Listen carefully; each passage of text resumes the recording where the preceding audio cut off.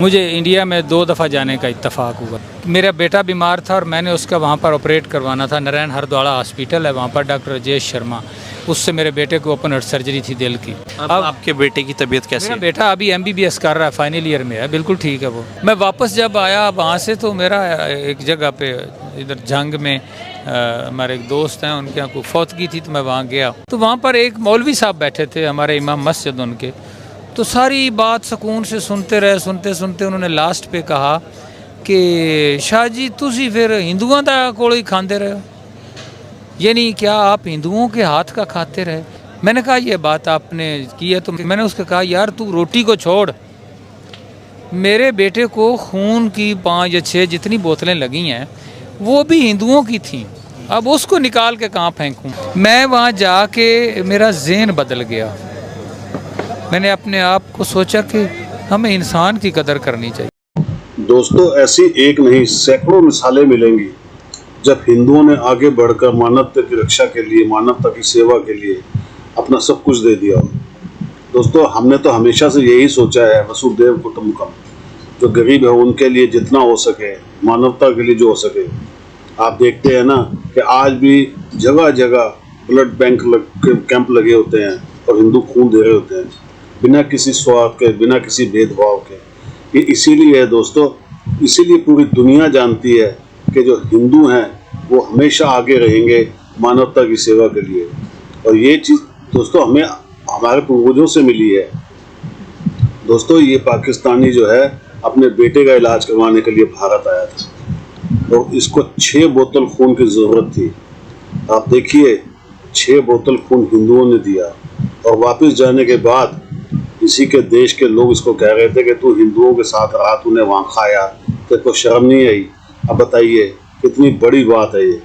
लेकिन इसने एक बात बोल दी है कि जब से मैंने वो चीज़ देखी, हिंदुओं की मानवता देखी, इंसानियत देखी, तो मेरा जहन बदल गया।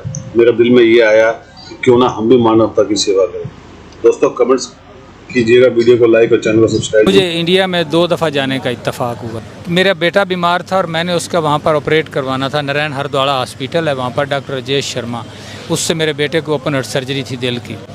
तो उसके लिए मुझे 1 महीना वहाँ रहना पड़ा। मैं आपको एक बताता हूँ, यहाँ किसी अच्छे डॉक्टर को आप फ़ोन करें, वो फ़ोन नहीं उठाता, उसका असिस्टेंट उठाएगा, ठीक है?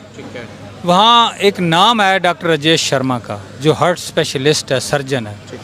आप अभी खड़े होकर, मेरे पास नंबर है, उसको फ़ोन करें, वो खुद उठाएगा। उसके दरवाजे के आगे कोई पियन नहीं खड़ा कि जो आपको रोके। उसके दरवाजे के आगे कोई नहीं, वो अकेला बैठा हुआ है। आप आए हैं, पेशेंट है, बात करें।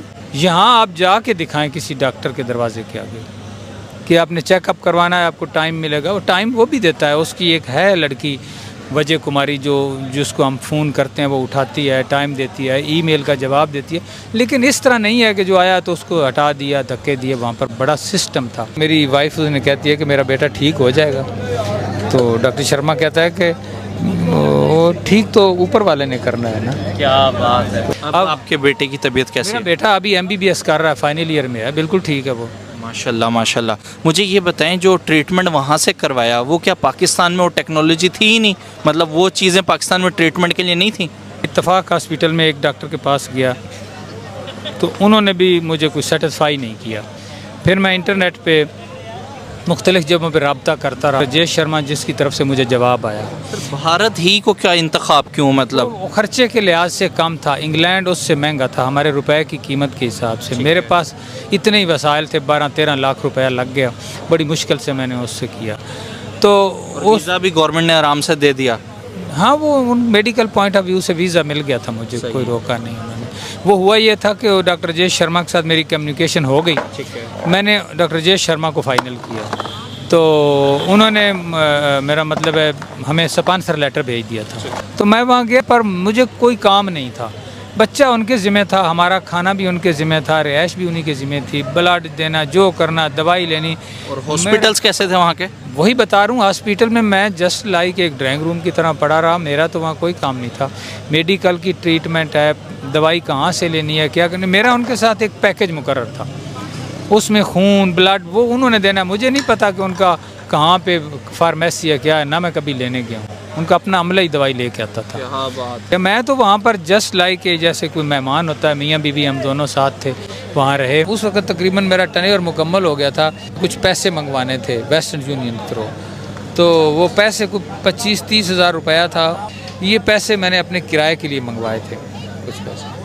तो मैं गया बंगलोर में स्टेट बैंक ऑफ इंडिया में। अब वहाँ पर मैं ऐसी सहमा सा गया, नई जगह, पहली बार बंगलोर गया, पता नहीं है। वो जो सेकंड मैनेजर था मिस्टर सवामी, मुझे इतना पता सवामी उसके नाम के साथ लगता था। मैंने कहा मैंने बुज़ुर्गों से सुना है, किताबों में पढ़ा है कि आप हिंदू लोग हमें नापाक मलीच कहते हैं, और जिस जगह हम पाँव रखते हैं उसको गाय के गोबर से आप वो पोछा लगाते हैं कि ये नापाक होगी ये जगह, अब इसको पाक करना है। उसने मेरे लिए चाय मंगवाई। फिर उसने मुझे कहा जिन लोगों ने ये हरकतें की हैं उन्होंने इंडिया के 4 टुकड़े भी तो कर दिए, अब हम इसको टूटने नहीं देंगे। अब हम पहले इंडियन हैं, फिर कोई मुस्लिम, सिख, ईसाई या कुछ है, हिंदू है। बड़ी बात है। ये मैं आज भी उस बंदे को अप्रिशिएट करता हूँ, मैं सल्यूट करता हूँ उस मिस्टर सवामी को। जिस बंदे का अखलाक अच्छा नहीं है उसकी कोई इबादत कबूल नहीं, उसकी हज, नमाज, रोज़ा कोई कबूल नहीं है। तो ये वो चीज़ें हैं कि हम इंसानियत से दूर होते गए। हम हिंदू बन गए, हम सिख बन गए, हम सुन्नी बन गए, हम शिया बन गए, वहाबी बन गए। क्या हमने हर एक को सलाटर किया हुआ है। मैं वहाँ जाके मेरा ज़हन बदल गया। मैंने अपने आप को सोचा कि हमें इंसान की कदर करनी चाहिए। मैं वापस जब आया वहाँ से तो मेरा एक जगह पे इधर जंग में हमारे एक दोस्त हैं, उनके यहाँ कोई फौतगी थी, तो मैं वहाँ गया। रात 9 या 8 बजे मैं बैठा था, तो उन्होंने मुझे कहा कि शाह साहब आप गए थे बच्चे को लेके, तो कैसा रहा आपका सफ़र, तो बच्चे का क्या हाल है। तो मैंने उनको सारा बताया कि बड़ा अच्छा रहा। उन्होंने मुझे बड़ा वहाँ पर दिया, तो खाना वाना, रिहाइश, मुझे कोई तकलीफ़ नहीं हुई। हालांकि मैं समझता था कि एनिमिटी भी है हमारी, और 2 जंगें भी हो चुकी हैं, और आए दिन हमारे इधर उधर से धमाके धड़े, छोटा मोटा धंधा तो चलता ही रहता है। तो पता नहीं मेरे साथ क्या होगा। तो वहाँ पर एक मौलवी साहब बैठे थे, हमारे इमाम मस्जिद उनके, तो सारी बात सुकून से सुनते रहे। सुनते सुनते उन्होंने लास्ट पे कहा कि शाह जी तुसी फिर हिंदुओं का कोल ही खाते रहे हो, यानी क्या आप हिंदुओं के हाथ का खाते रहे। मैंने कहा यार, इमाम मस्जिद ने ये कहा। हाँ, मैंने कहा ये बात आपने की है। तो मैंने उसको जवाब दिया कि मैंने उसको कहा यार तू रोटी को छोड़, मेरे बेटे को खून की 5 या 6 जितनी बोतलें लगी हैं वो भी हिंदुओं की थी, अब उसको निकाल के कहाँ फेंकूँ। मुझे इसका जवाब दे इस्लाम और कुरान की रूह से। अब वो उठ के चलने लगा कि जी मैंने तो नमाज़ पढ़ानी है, मैं जा रहा हूँ। मैंने बस उसे ज़बरदस्ती पकड़ लिया। मैंने कहा तुम लोगों ने ये गंद मचाया हुआ हर तरफ, कितनी घटिया सोच है तुम्हारी।